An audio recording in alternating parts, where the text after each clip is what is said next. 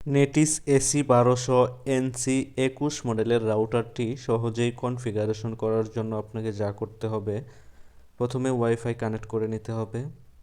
এরপর যে কোনো একটা ব্রাউজার ওপেন করে নিতে হবে। আমি ব্রাউজার ওপেন করে নিচ্ছি ক্রোম। তারপর সার্চ বারে লিখতে হবে 192.168.1.1। তারপর এন্টার করুন, দেখবেন একটা লগ ইন পেজ চলে আসবে নেটিস NC 21। এখানে স্টার্ট করুন, করার পর PPOE এখানে সিলেক্ট করে ইউজার নেমটা দিবেন। কোম্পানির থেকে ইউজার নেম পাসওয়ার্ডটা নিয়ে নেবেন। আপনার রাউটার রিসেট হওয়ার পর সহজেই কনফিগারেশন করার জন্য অবশ্যই ISP থেকে ইউজার নেম পাসওয়ার্ড নিয়ে নিতে হবে। আমি আমার ইউজার নেম পাসওয়ার্ড দিয়ে দিলাম। এরপর দেখবেন পরের ধাপে আপনি যে ওয়াইফাই নামটা দিবেন অবশ্যই এই নামটা এখানে দিয়ে দিবেন। যেমন আমি দিচ্ছি মা স্বপ্ন ভিলা।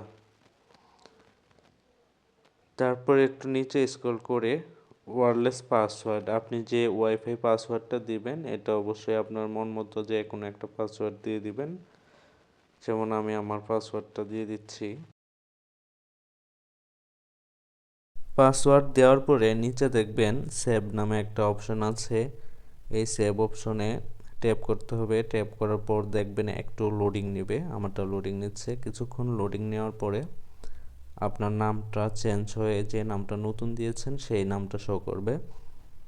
তো আমারটা লোডিং নেওয়া শেষ হয়ে গেছে, প্রায় এখন শেষ হয়ে গেছে। দেখবেন নামটা নতুন নেম চলে আসছে মা স্বপ্নভিলা। এখানে ট্যাপ করে আমি আমার যে পাসওয়ার্ডটা দিয়েছিলাম সেই পাসওয়ার্ডটা এখন দিয়ে দিচ্ছি। পাসওয়ার্ড দিয়ে আমি আমার ফোনে আমার ওয়াইফাইটা কানেক্ট করে নিলাম। দেখুন পাসওয়ার্ড দেওয়ার পরে কানেক্ট হয়ে গেল। এরপর আরেকটু কাজ করার জন্য আমি রাউটারে লগ ইন করবো।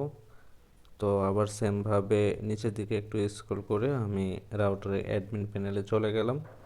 তো এখানে আমি যে পাসওয়ার্ডটা দিয়েছিলাম আমার ওয়াইফাই কানেক্টের জন্য সেই সেম পাসওয়ার্ডটাও এখানে দিতে হবে। তো আমি আমার পাসওয়ার্ডটা দিয়ে দিচ্ছি। সেমভাবে আপনি আপনার পাসওয়ার্ডটাও এখানে দিয়ে দিবেন।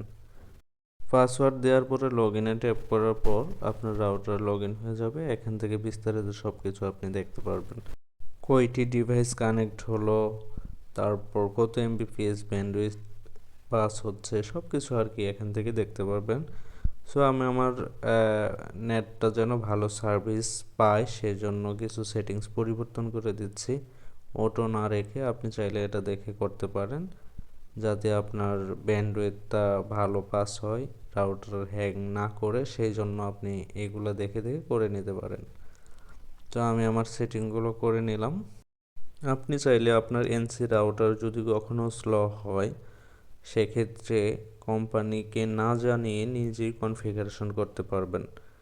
প্রথমে রিসেট করে তারপর ভিডিওটা দেখে সুন্দরভাবে কনফিগারেশন করতে পারবেন। আর যদি কনফিগারেশনে কোনো সমস্যা মনে করেন হয় সেক্ষেত্রে অবশ্যই আপনি আমার সাথে যোগাযোগ করতে পারেন।